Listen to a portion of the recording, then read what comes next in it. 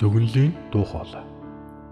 Ричардс 1894 оны 8-р сарын 28-нд Айва мужид төрсөн. 17 настай Ричардс аав өвгийнхөө замлыг дагж номлогч болохоор шийджээ. Нэг өдөр Америк нэгдсэн улсын сенаторын жолооч ах нь түүнийг радио станцын шинэ зүйл болох жагсаал цуглаанд өрөв. Залуу Ричардс тайлбарсан зүйлийн талаар ганц ч үг алдалгүй сонссон бөгөөд сайн мэдээг номлохдоо тэр технологиг ашиглахыг мөрөөдөж эхэлжээ. Тэрээр 1919 онд сургуулаа төгсөөд сайн мэдээг тунхаглагчаар ажлын гараагаа эхэлж асруудад номлохоор явсан юм.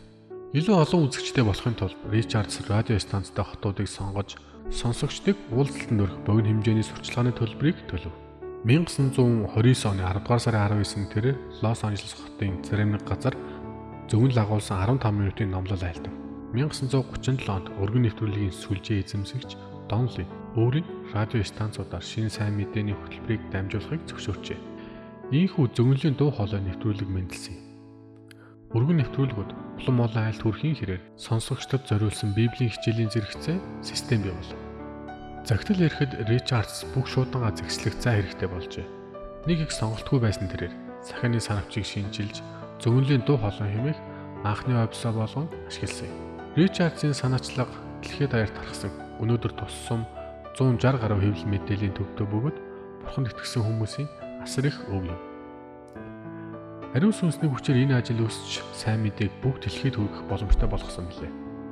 Бид 11 болон амлалтын өргөлөөрөө дамжуулан энэ төрлийн болон сайн мэдээг номлох бусад хүчрэх санаануудад оролцож чадна.